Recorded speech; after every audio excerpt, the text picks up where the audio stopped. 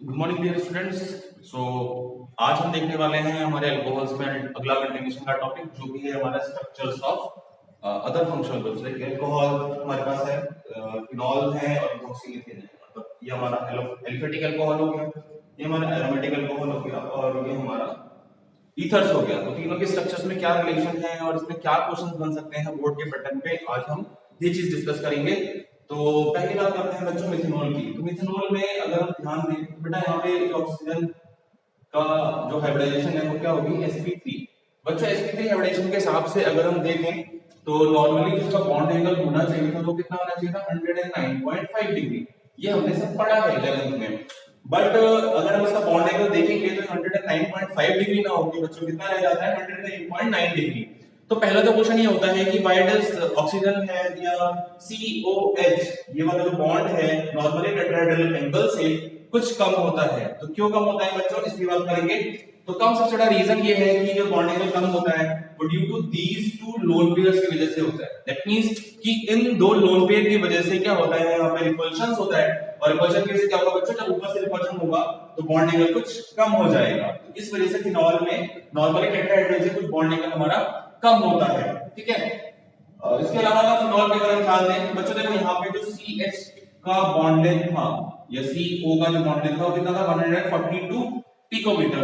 But इसी को अगर हम देखें तो यहाँ पे भी एक कार्बन रहा होगा, यहाँ पे जिसका बॉन्ड लेंथ हो जाती है कितनी होती है, 136 पिकोमीटर। बहुत इंपॉर्टेंट क्वेश्चन में से एक है कि why does phenol has less bond length as compared to methanol या नॉर्मली कोई भी एलिफेटिक अल्कोहल ले लें। तो यहाँ पे जो फिनॉल होगा उसमें हमेशा बॉन्ड लेंथ कम होती है, ऐसा क्यों? तो इसके दो बेसिकली सबसे बड़े रीजन है। पहला रीजन तो बच्चों आप सबने देखा होगा कि फिनॉल का रेजोनेटिंग स्ट्रक्चर हमने बनाया है। तो फिनॉल का रेजोनेटिंग स्ट्रक्चर कुछ ऐसा होता है कि ये बॉन्ड इस तरीके से शिफ्ट होते हैं।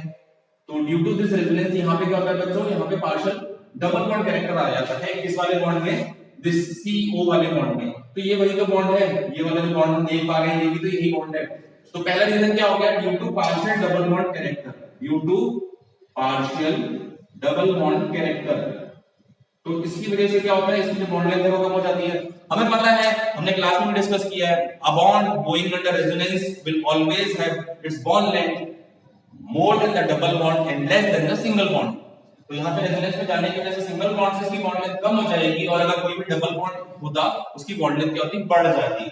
पहला रीजन ये। दूसरा रीजन ये कि यहाँ पे इस कार्बन की जो हाइब्रिडाइजेशन है बच्चों, अगर हम इस पे ध्यान दें तो इस कार्बन की हाइब्रिडाइजेशन है यहाँ पे sp3 और अगर हम इस कार्बन की हाइब्रिडाइजेशन पे ध्यान देंगे तो इस कार्बन की हाइब्रिडाइजेशन में जाएगी बच्चों sp2। तो हाइब्रिडाइजेशन में ही बहुत बड़ा फर्क देख पा रहे हैं आप। और ये बात हमने क्लास में भी डिस्कस करी है कि electronegativity is directly proportional two percent of s character. तो बच्चों अगर हम sp3 में देखें और परसेंट ऑफ s कैरेक्टर निकालेंगे बच्चों कितना आएगा इसमें, sp3 में 25% और इस वाले sp2 में कितना आ जाएगा बच्चों, 33.3% s कैरेक्टर। तो क्योंकि sp2 हाइब्रिडाइज वाला कार्बन ज्यादा इलेक्ट्रोनेगेटिव होगा तो क्या करेगा, वो इलेक्ट्रॉन को अपनी तरफ ज्यादा खींच सकता है। ऑब्वियसली इलेक्ट्रॉन ज्यादा खींचेगा तो उसकी बॉन्ड लेंथ क्या हो जाएगी, कम हो जाएगी। तो दूसरा क्या हो जाएगा, due to sp2 hybridise carbon. ठीक है बच्चों, आई होप ये बात आपको समझ में आ गई होगी। ठीक है, और देखें ईथर में देखें अगर हम, तो ईथर में बच्चों क्या है, यहाँ पे इसकी हाइब्रिडाइजेशन क्या है, नॉर्मली sp3 हाइब्रिडाइज्ड है। लेकिन अगर हम यहाँ पे इसके आसपास का इसके मॉलिक्यूल्स जो है आपके ईथर्स में जो लगा हुआ है CH3 ग्रुप, इसमें अगर बॉन्ड एंगल देखें तो sp3 हाइब्रिडाइज के हिसाब से 109.5 डिग्री होना चाहिए था, बट बच्चों यहाँ पे क्या है 111.7 डिग्री। अगर हम यहाँ पे ऑब्जर्व करें तो हम ये देख पाएंगे कि नॉर्मली टेट्राहेड्रल बॉन्ड एंगल से इसका जो बॉन्ड एंगल है वो कुछ बड़ा है। वो बॉन्ड एंगल जो बढ़ गया है तो क्यों बढ़ा है, वो बढ़ा है बच्चों इन दोनों ग्रुप्स के रिपल्शंस की वजह से। Repulsions due to these two alkyl groups, repulsions due to alkyl groups. तो बल्कि हम कहते हैं जितने बल्कि होता जाएगा उतना उतना इसका बॉन्ड एंगल क्या होगा बच्चों, बढ़ता चला जाएगा। आई होप आपको ये टॉपिक समझ में आ रहा होगा कि भाई कैसे कैसे क्वेश्चन हो सकते हैं। पहला क्वेश्चन कि मिथेनॉल में या किसी भी अल्कोहल में आपका जो नॉर्मली बॉन्ड एंगल होता है sp3 हाइब्रिडाइज वाले से कम क्यों होता है। दूसरा कि फिनॉल में इसकी जो बॉन्ड लेंथ होती है वो कम क्यों होती है। तीसरा कि ईथर में जिसका बॉन्ड एंगल होता है वो बड़ा क्यों होता है। ठीक है बच्चों, तो ये तो थी स्ट्रक्चर्स की बातें।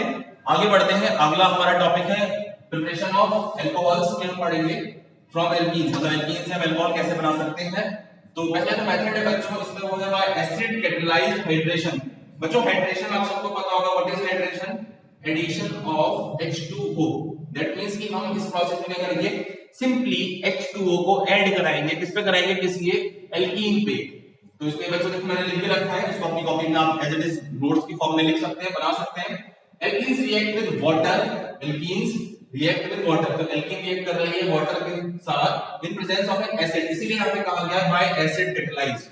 ये रिएक्शन कैसे होती है, एसिड कैटलाइज, एसिड की प्रेजेंस में होती है as a catalyst to form alcohols. तो बच्चों क्या बन रहा है यहां पे, अल्कोहल्स। तो नॉर्मली का सिमेट्रिकल एल्कीन है, what do you understand symmetrical alkene? मतलब यहां पे जितने डबल बॉन्ड के साइड इस साइड कार्बन हो, जैसे डबल बॉन्ड के इस साइड कितने कार्बन, एक कार्बन या दो कार्बन कह लीजिए, इस साइड पे कितने कार्बन हो, दो कार्बन है। अगर इस टाइप की कोई एल्कीन है तो सिमेट्रिकल एल्कीन होगी। सिमेट्रिकल एल्कीन में कोई प्रॉब्लम आपको कभी नहीं मिलेगी, क्योंकि आप कहीं से भी बॉन्ड को शिफ्ट करा के जोड़ सकते हैं उस पे। बट अनसिमेट्रिकल में थोड़ी सी प्रॉब्लम आती है। तो बच्चों जब भी अनसिमेट्रिकल एल्कीन की हम बात करेंगे तो जो रिएक्शन होगी वो ऑर्डर से होगी मार्कोवनी-कॉक्सटूल। ठीक है बच्चों, मार्कोवनी-कॉक्सटूल, इसको मैंने क्लास में बहुत डिटेल में डिस्कस किया था, आई होप आप लोगों को याद होगा। तो बच्चों अगर रिएक्शन को हम देख पाए तो एल्कीन में जब हमने H2 को ऐड कराया तो सिंपली हम ये भी कह सकते थे कि जैसे मैंने क्लास में डिस्कस किया है कि भाई किसी भी ऑर्गेनिक में हम क्या करेंगे, यहाँ पे तोड़ना और जोड़ना करेंगे। तो एल्कीन को अगर हम तोड़ेंगे तो यहाँ तो सिमेट्रिकल है, हम किसी भी साइड तोड़ सकते हैं। तो मान लिया मैंने इसके इलेक्ट्रॉन जो थे इस डायरेक्शन में शिफ्ट कराए, इसमें चार्ज आ गया नेगेटिव, इसमें चार्ज आ गया पॉजिटिव। और बच्चों को पता है कि H2 कैसे टूटता है, H पॉजिटिव OH माइनस। बाकी आपको पता ही है कि इसमें पॉजिटिव इसमें नेगेटिव, ठीक है। तो हम क्या करेंगे, इसमें नेगेटिव को बचाएगा तो हम इसको OH इधर कर देते हैं, H इधर कर देते हैं, ठीक है। वरना इलेक्ट्रॉन शिफ्ट कराते तो आपका वैसे हो जाता, ठीक है बच्चों। तो ये रिएक्शन ऐसी होगी। इसका मैकेनिज्म बहुत इंपॉर्टेंट है, पूरी ऑर्गेनिक केमिस्ट्री में तीन मैकेनिज्म आपके इस चैप्टर में हम पढ़ेंगे और तीनों मैकेनिज्म आपके बोर्ड के हिसाब से बहुत इंपॉर्टेंट है और एक मैकेनिज्म आएगा ही आएगा आपके बोर्ड्स में, ठीक है बच्चों। तो चलिए इस मैकेनिज्म को देखते हैं कि प्रोसेस कैसे हो रही है।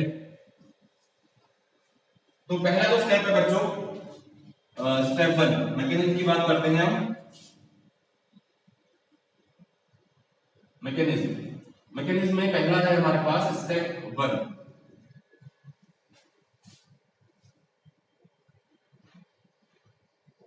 स्टेप 1 में है फॉर्मेशन ऑफ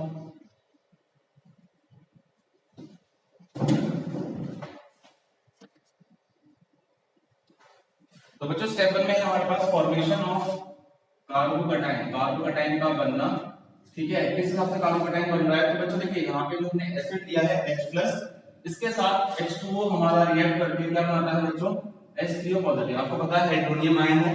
फिर क्या होगा, जो हमारे पास एल्कीन है, मान लीजिए हमारे पास कोई एल्कीन है, इसकी हमने H3O पॉजिटिव से रिएक्शन कराई, तो होगा क्या कि यहाँ पे जो आपका ये वाला पार्ट है, मान लीजिए नेगेटिव, इसमें पॉजिटिव चार्ज आ गया, तो नेगेटिव वाले से इसका पॉजिटिव वाला अटैक कर जाएगा और बना क्या देगा बच्चों, यहां से आपका ये बना देगा कुछ इस तरीके से, और H2 क्या होगा आपका लिबरेट हो जाएगा। तो यहाँ पे एक हाइड्रोजन इससे आ जाएगा और H2 लिबरेट हो जाएगा और यहाँ बन जाएगा आपका एक पॉजिटिव चार्ज। दैट मींस हमने बना लिया फॉर्मेशन ऑफ कार्बोकैटायन, ठीक है। स्टेप 2 आपके पास है, स्टेप 2 इज न्यूक्लियोफिलिक अटैक।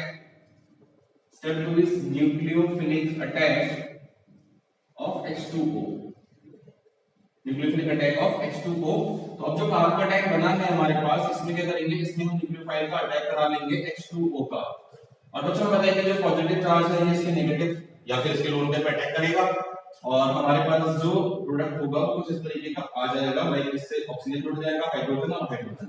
और ये बात हमें पता है कि कोई भी ऑक्सीजन जब पी बॉन्ड बनाएगा तो चार्ज क्या जाएगा, पॉजिटिव। अब क्या करेगा, इसी पॉजिटिव चार्ज को खत्म करने की कोशिश करेगा, चपास से बना देगा ये एल्कोहल। तो स्टेप 3 में बच्चों हो जाएगा deprotonation to form alcohols, deprotonation to form alcohols. तो यहाँ पे क्या हो जाएगा, ये ऑक्सीजन पे इस तरीके का स्ट्रक्चर और वहां से क्या करेंगे हम, ये H पॉजिटिव इसके इलेक्ट्रॉन ले लेगा, इस पे आ जाएगा पॉजिटिव का चार्ज, ठीक है। तो ये जो हमारा स्ट्रक्चर बन जाएगा कुछ इस तरीके का बन जाएगा और प्लस H पॉजिटिव। तो यहाँ से जो H पॉजिटिव हमने इसे दिया था वो हमें एज इट इज लास्ट में मिल जाता है, ठीक है बच्चों। तो ये हमारी मैकेनिज्म हो गई किसकी, बाय एसिड कैटलाइज्ड हाइड्रेशन की। हमने किसी एल्कीन में H2O को ऐड कराया तो इस तरीके से रिएक्शन होगी, पूरा मैकेनिज्म है। अगर हम जनरली देखना चाहें, अगर हम विदाउट मैकेनिज्म मान लीजिए सिंपल सी कोई रिएक्शन दे रखी है, उस रिएक्शन में हम क्या करा रहे हैं, हम H2O को ऐड करा रहे हैं, सिंपल हाइड्रेशन करा रहे हैं, तो उस रिएक्शन को कैसे कर सकते हैं बच्चों? देखो सिमेट्रिकल में आसान है, मैंने आप लोगों को बताया, दिक्कत आती है अनसिमेट्रिकल में। तो हमने मान लिया कि हमारे पास कोई अनसिमेट्रिकल एल्कीन है इस तरीके से, और इसमें क्या कर रहे हैं हम H2O को ऐड कराना चाह रहे हैं, ठीक है, किसी H+ की प्रेजेंस में। तो क्या होगा बच्चों, सबसे पहले क्या करना है, इलेक्ट्रॉन को शिफ्ट कराना है। हमें पता है कि डबल बॉन्ड इलेक्ट्रॉन किस हिसाब से शिफ्ट होते हैं, जिस हिसाब से नंबर ऑफ कार्बन कम होंगे। तो बच्चों डबल बॉन्ड के इस साइड कितने कार्बन है, 2, इस साइड कितने कार्बन है, 1। तो इलेक्ट्रॉन शिफ्ट किस साइड में होंगे, जिस साइड नंबर ऑफ कार्बन कम है। तो इसमें चार्ज आ जाएगा नेगेटिव, इसमें चार्ज आ जाएगा आपका पॉजिटिव। आपको पता है H2 कैसे टूटेगा, H पॉजिटिव OH माइनस। बाकी तो आपको पता ही है कि ये वाला मैंने लिखा है यहाँ पे कि मार्कोनी-कॉफ रूल के अकॉर्डिंग होगा। तो it will happen according to Markovnikov rule. और मार्कोनी-कॉफ रूल में क्या होगा बच्चों, नेगेटिव पे पॉजिटिव का चार्ज और पॉजिटिव पे नेगेटिव का चार्ज। तो ये बना देगा आपका CH3 CH2 sorry CH3 CH, और इसमें आ जाएगा आपका OH, और यहाँ हो जाएगा CH3। ठीक है बच्चों, तो एक तरीके से आपका कन्वर्जन भी हो गया, convert propene to propane two ol. ठीक है बच्चों, आई होप बात समझ में आ रही होगी। तो ये हमारे प्रिपरेशन का पहला मेथड हो गया बच्चों।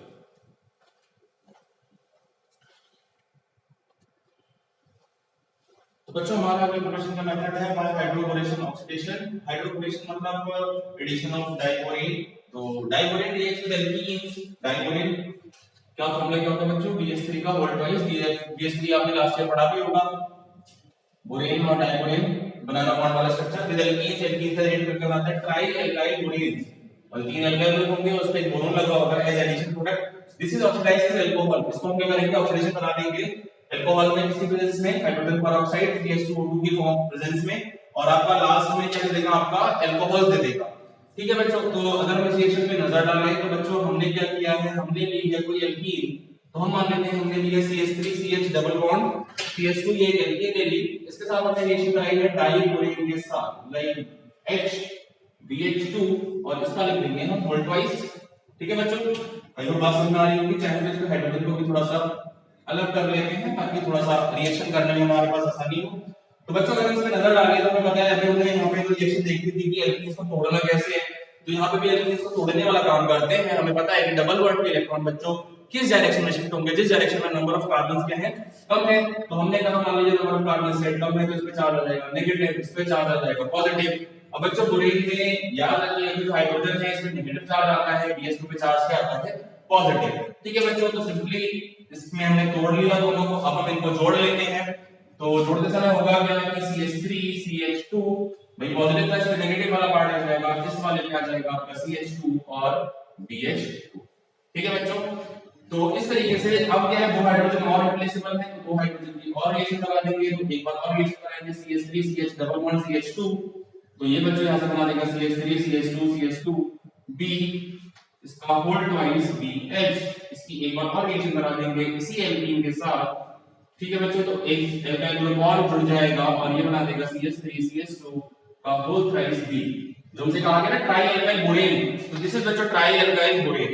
फिर क्या करेंगे, इसकी रिएक्शन करा देंगे हम H2OH minus in presence of 3H2O2 और OH माइनस और H2O,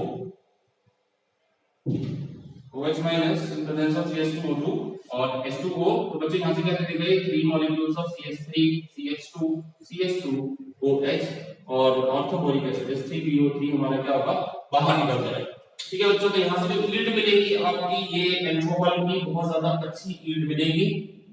ठीक है, तो कन्वर्जन कह सकते हैं इसको हम, ये हमारा अल्कोहल हो गया, ये हमारा एल्कीन हो गया।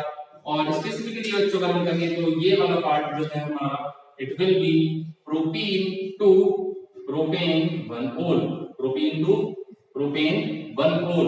ठीक है बच्चों, तो इस तरीके से हम यहाँ पे इसको कन्वर्ट करा सकते हैं प्रोपीन टू प्रोपेन 1 ओल में। तो हमारे हमने दो प्रिपरेशन के मेथड देखे, पहला एल्कीन्स में से ही देख रहे हैं, तो एल्कीन में पहला कराया हमने एसिड कैटालाइज्ड हाइड्रेशन की addition of H2O in presence of acid.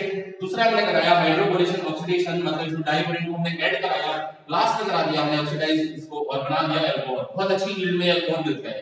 ठीक है बच्चों, तो आज के लिए इतना ही, अगले टॉपिक फिर हम इसको कंटिन्यू करेंगे। तो प्लीज जो मैं बोर्ड्स पे लिख रहा हूँ ये प्रॉपर नोट्स है, इसको एज आप अपनी कॉपीज में नोट करके चले बच्चों, ताकि आपको बाद में प्रॉब्लम्स फेस ना करनी पड़े।